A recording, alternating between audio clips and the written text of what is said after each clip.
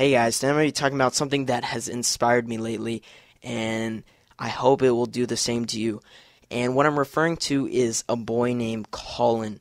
Now, those of you that are Woody's Gamer Tags fans, and I've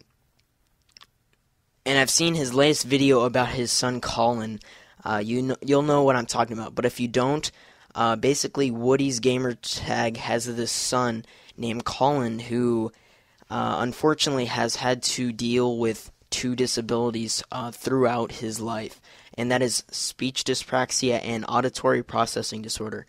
In this video, I'd like to talk about them first, and then tell you what I think about it, and I will tell you how that has impacted my life.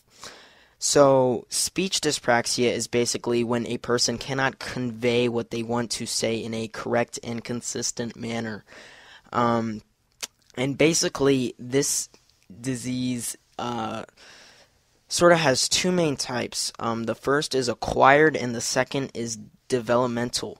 Now, acquired can happen at any age, but it mostly affects adults.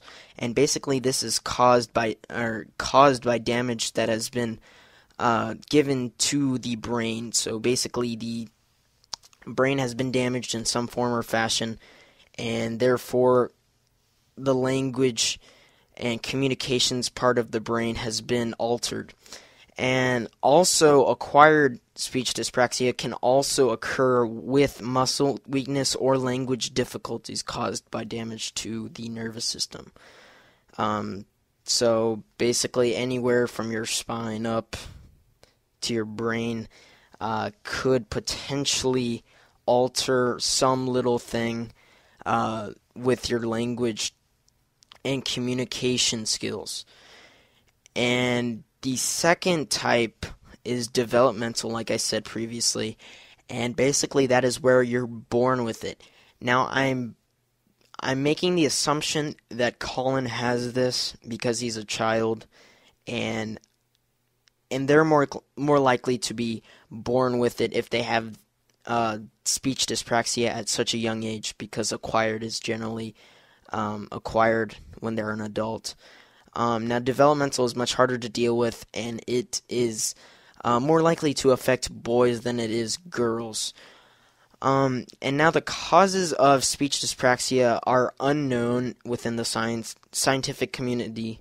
Of course, they can sort of tell that any brain damage could result in speech dyspraxia, but they aren't 100% sure what causes speech dyspraxia overall. And oftentimes a victim of this is related to someone with communication disorders. So someone in their family might have some variation of a communication disorder.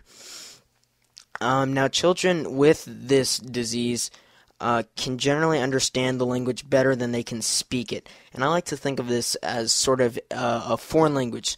For any of you who have taken a foreign language or have already taken a foreign language, or anyone who has taken a foreign language or is in the process of taking a foreign language will know what I'm talking about.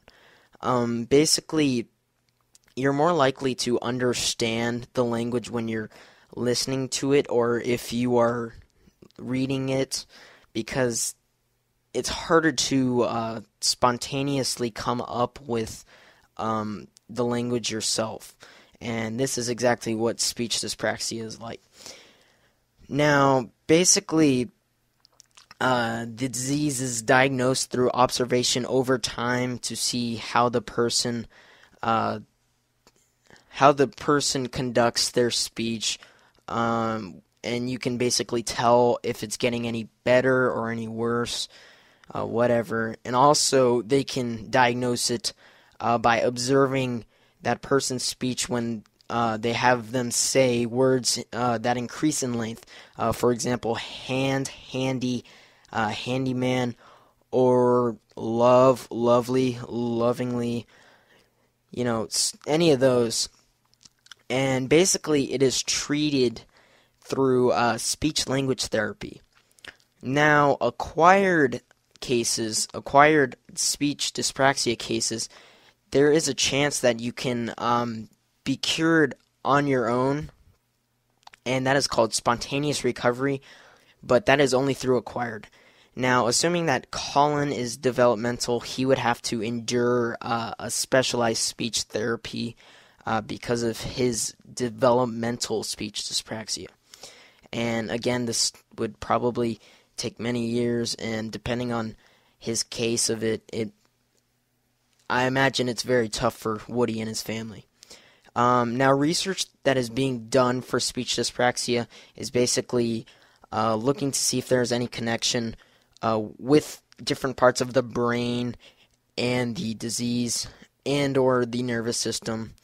And they're also looking to see if genetic factors play a role in the development of this disease, as well as they are looking at the various effectiveness of the treatment that are given for these different speech dyspraxia cases. Now, Colin's second disability is auditory processing disorder, and basically this affects about 5% of school-age children. And this is where kids don't usually hear information in the same way that other kids do. They have trouble processing it. And basically kids with this disease do not recognize subtle differences between sounds in words, even when they are clear and loud to hear.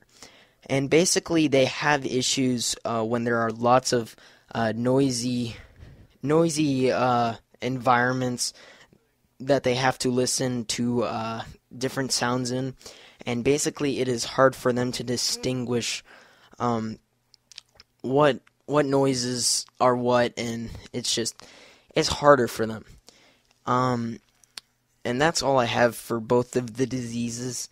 And if you want to see, or if you want to read more, you can just Google it, or you can look at the links that I have in the description.